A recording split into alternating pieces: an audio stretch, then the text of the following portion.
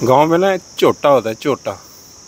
हरियाणा में झोटा भी कह देते हैं उसको, और मेरे ख्याल से बाकी इलाकों में भैंसा भी कह देते हैं ना। तो वो उपद्रव ना करे ना, तो इसलिए उसे गले में ना एक बहुत भारी सा जो बाला कहते हैं, बाला मतलब कि जिसको अंग्रेजी में हम लॉक कहते हैं ना, वजन डाल देते हैं, क्योंकि उपद्रव ना करे वो। अगर वो ज़्यादा उपद्रवी हो ना तो फिर वो और भी ज़्यादा वजन डाल देते हैं, और ज़्यादा उपद्रवी हो तो इतना ज़्यादा कर देते हैं कि उसके पैरों में वो लगता है। यानी अगर किसी को हमला करेगा तो पहले तो उसको ही चोट लगेगी, तो ऐसा होता है। तो भाई जो वो तो पशु है ना, तो जो नथ होती है या जो आगल होता है, इसको आगल भी कहते हैं ना, गले के आगे लगा दिया।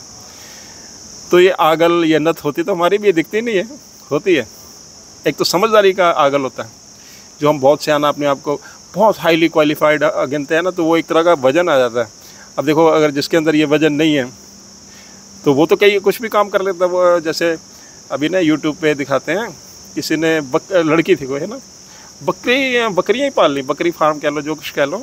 तो बड़ा उसको उसमें और उसको मैंने देखा बड़ा विनम्र स्वभाव था, क्योंकि ऐसे सियानप का वजन, क्वालिफिकेशन का वजन उसमें था नहीं।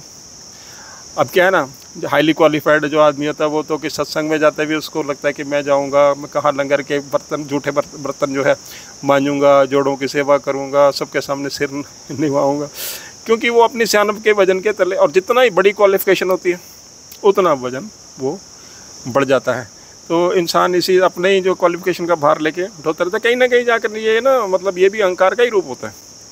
इसी के तुल्य, मतलब इसी के समान भाव वाला ना, हम सुखमनी साहब में भी सुनते हैं ना कि गल पाथर कैसे तरे था। अहंकार का जो पत्थर है ना, जो गले में लटक जाए तो सागर कहाँ पार होगा। अगर अहंकार नहीं है, हल्का फुल्का शरीर है, वैसे तो सागर वैसे भी था, सागर है ना, इसको भव सागर कहते हैं। ऊपर से अहंकार इतना होगा, तो ये सियानप का भी जो इसी तरह का वजन हो जाता है।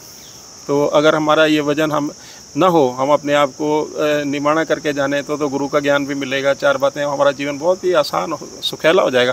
फिर तो जीविका कमाने भी कोई मुश्किल नहीं है। अभी बहुत सारे काम हैं, है ना। अब गाँव के अंदर अगर कोई है तो अगर पढ़ा लिखा है तो भी कोई बात नहीं, अगर उसके अंदर ये बोझ नहीं है फिर तो बहुत सारे काम कर सकता है।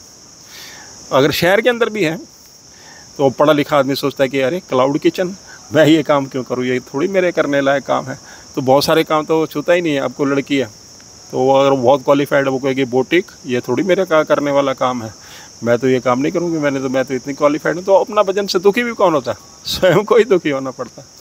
तो बाबा जी कहते हैं ना, अनिक जतन नहीं होत छुटारा, बहुत सियाणप आगल पारा।